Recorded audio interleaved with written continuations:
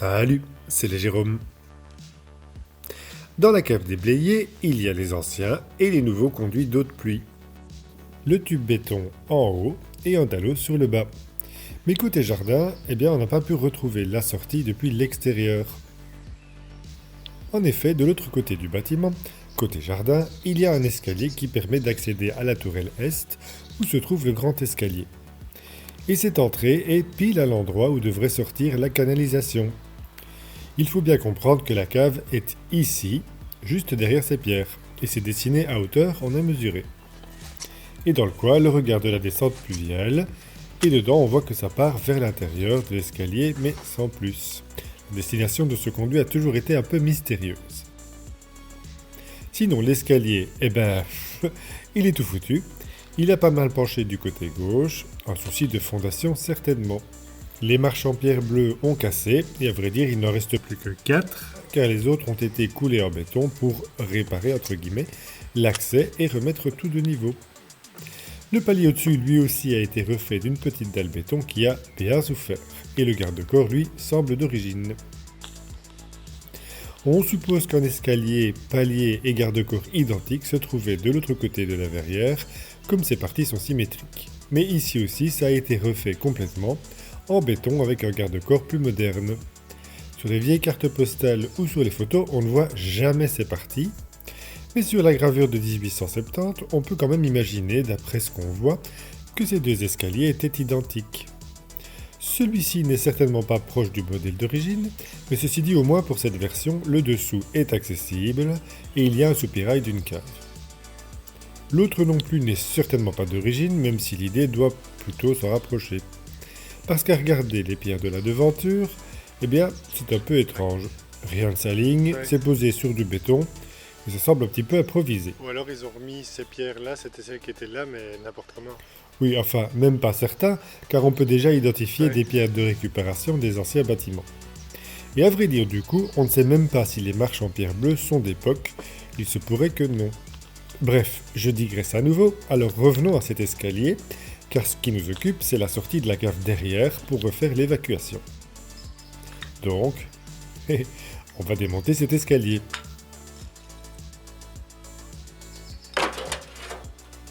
On a donc commencé par retirer tout le ciment posé par-dessus qui ne tenait plus. Et il y a une bonne couche.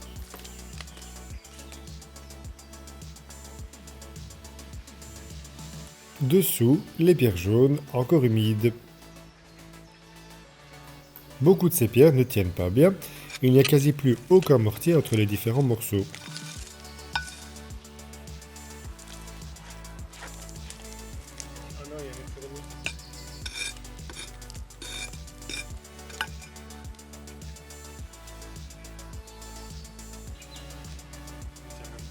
Il ne vient pas dans le chemin. Je ne veux pas la faire tourner. C'est là, je sais pas, je n'aime pas qu'elle me nouvelle peut-être. C'est qu'on va se... Oui. On a aussi dégagé le garde-corps qui était scellé dans le ciment sur la façade. La gouttière passe même à travers et c'est vraiment tout un méli-mélo de choses ici.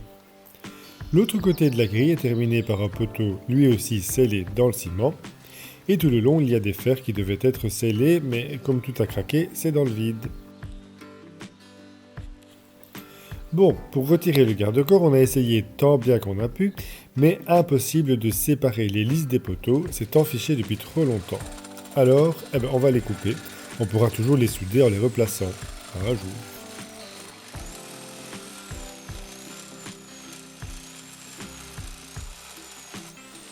Bon, tout de suite, ça fait des morceaux plus transportables, même si, c'est encore lourd. Voilà, attends, parce que c'est lourd.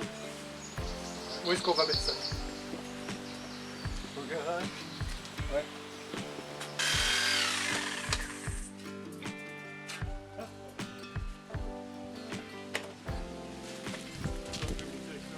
Donc je passe par là. C'est pas trop lourd. Comme ça.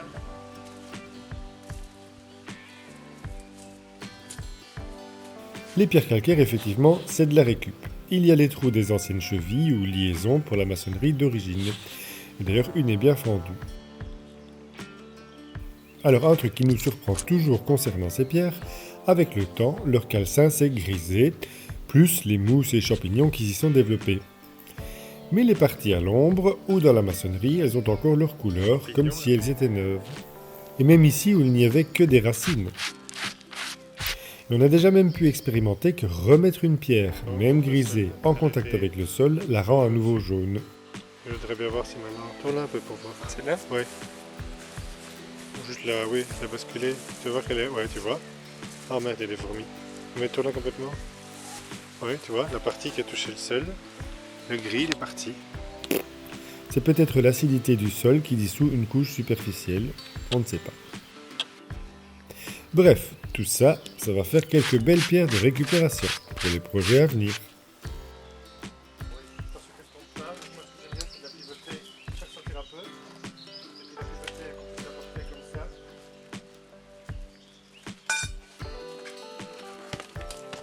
Attention, je la fais tomber.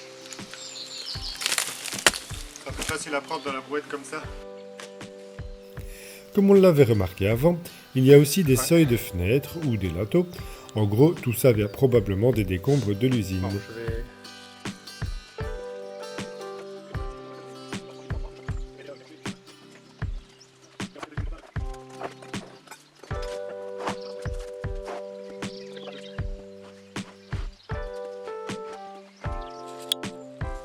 La dalle béton sur le dessus, c'est un vrai crumble. Pas étonnant, déjà le fait qu'elle soit fissurée, plus les cycles gel-dégel, tout est en miettes. Allez, on continue le démontage.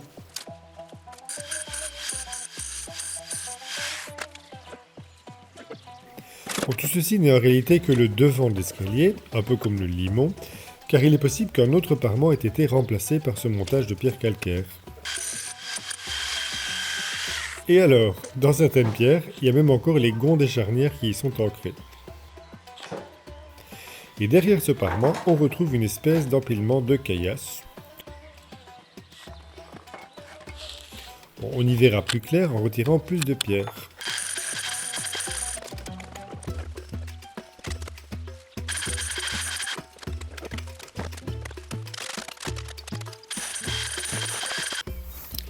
Bon, on retrouve le mur de la maison derrière tout ça. De toute évidence, rien n'est solidaire, ça a été construit par devant. Mais ce qui nous a surpris, c'est que juste au niveau du milieu de la porte, on retrouve un autre petit parement en pierre qui est perpendiculaire, comme si ça devait s'arrêter là. Et ici non plus, ce n'est pas solidaire de la façade, ça s'est même bien décollé. Vraiment étrange. À moins que, peut-être que sous la petite terrasse, ce n'était pas rempli, comme sur l'autre, permettant l'accès au réseau d'assainissement. Et ce petit mur en briques a lui aussi été refait pour remplacer l'autre côté. Et la descente d'eau de pluie, elle continuait certainement dans le prolongement au lieu de tortiller comme ça. Et c'est quand même une grosse descente qui couvre un quart de la surface du rampant de ce côté. Bon, tout ça serait assez logique. Bref, on a dégagé tout ça, et on comprend bien que la maçonnerie n'était pas pleine ici, même si ça reste compliqué de savoir comment tout ça se présentait. Sous les marches, derrière le muret, aussi un empierrement. Tout ça n'est pas hyper stable, ça a beaucoup bougé et tout s'est fort décollé du bâtiment. Et apparemment, quand la dalle béton a été coulée, ça a recouvert l'espace pour le masquer, qui était alors rempli de sable. Les pierres d'angle du bâtiment et de la tourelle qui a été construite ensuite, elles ont beaucoup souffert. Elles sont toutes fissurées et il n'y a pour ainsi dire plus de joints entre elles. Pour ceux qui ne savent pas, ici on a dû corriger un affaissement de 10 cm du côté gauche, ce qu'on a fait avec ce petit morceau de pierre reconstitué. Et on va comprendre un peu plus loin ce qui aurait bien pu en être la cause. Quant au rajout en béton pour le nouveau parement de l'escalier, il n'a pas eu de bonne fondation et il a cassé. Trop superficiel et pas armé, le moindre mouvement de sol et craque. Bon, et puis finalement, on retrouve le parement certainement d'origine de l'escalier en pierre calcaire dure. Pour nous, au-delà du fait qu'on voit que ces pierres sont de la récupération, ça confirme quand même bien que ça a été rajouté par devant dans un second temps.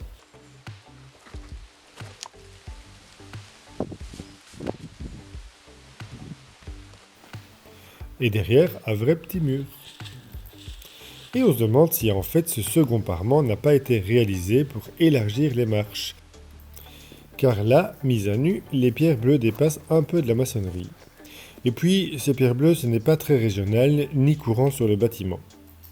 Au contraire, les marches qu'on retrouve sont le plus souvent des pierres calcaires dures dans les tons ocre, comme pour l'entrée, comme pour les caves et les restants de l'usine. Et souvent, les marches avec ce type de pierre sont un peu plus étroites. Et il y en avait même des morceaux dans le parement rajoutés. On se demande même si les marches en piteux état près de notre entrée côté jardin ne seraient pas les restes de l'escalier d'origine. On les a mesurés et ça pourrait correspondre. Ceci expliquerait cela. Alors, Votre explication ne me suffit pas. C'est pourtant clair. Bon, évidemment, quand bien même ça paraît logique, tout ça n'est qu'une hypothèse. Bon, d'origine ou pas, il va falloir les descendre, ces marches, et c'est du lourd. Et nous avions l'aide de Katia pour la manutention des pierres.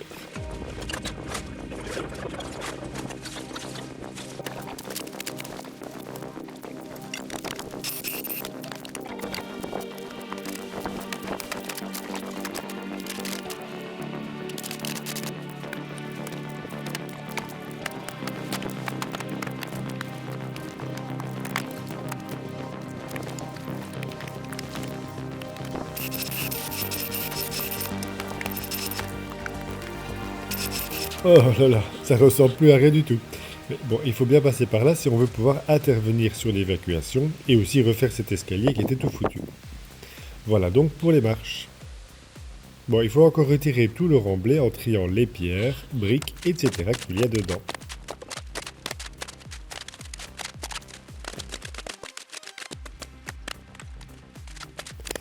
Et hop, voilà.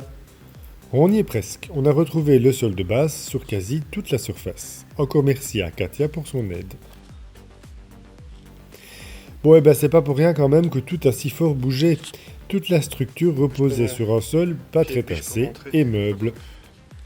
Je te montre avec le pied de biche. Mais oui, que tu vas ou la pelle, que tu arrives à déstructurer ce sol, parce qu'il est tout mou, quoi. Et voilà. C'est pas un sol tassé pour mettre une maçonnerie, hein, ça. Bon, nous, on fera une dalle ou un truc. Soit. Bref. Et le milieu de la cave, c'est la pierre qui est là. Oui, c'est exactement au milieu. On va faire l'aération là. Bon, finalement, cet empilement de pierres dans l'entrée, c'est un peu étrange, non? Comme si cela avait été plus bas auparavant, ou en tout cas pensé pour être plus bas vu les pierres de taille. Peut-être que l'escalier était droit vers l'intérieur, comme cela devait l'être pour les caves. En tout cas, au-dessus, il devait y avoir une petite pierre de seuil, comme pour les autres portes de la maison, et d'ailleurs peut-être le morceau retrouvé. Pour continuer, on va retirer le béton, c'est-à-dire les premières marches, et puis la base sous le rajout. Je vais commencer en tout cas à péter ça, et ce qui reste là en bas.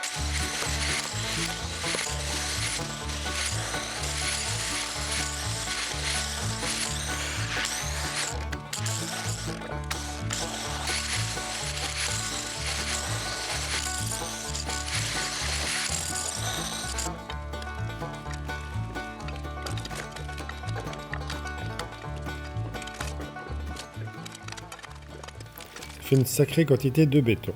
Celui-ci était armé, mais avec une armature maison faite d'un fil torsadé, certainement avec une barre à mine ou un bâton, et on voit la boucle qui a servi à faire la torsade. Dans le béton, pas mal de pierres de récup de l'usine,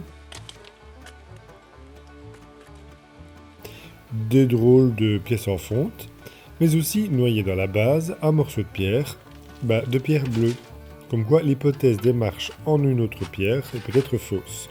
Bon, quoique cette retouche béton semble avoir été faite après que tout ait fortement bougé, ce qu'ont fait les pierres bleues.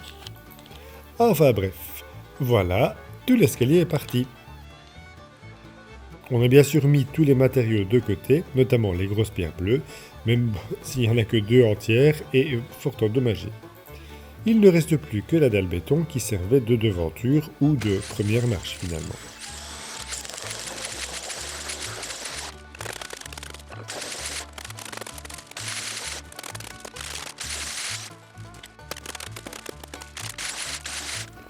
Et hop, tout est donc retiré.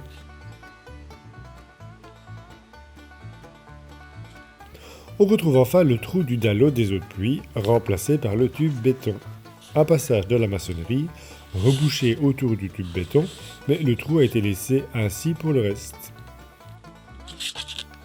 C'est juste à côté du regard, donc on n'était pas très loin. Il doit y avoir une connexion au tube béton.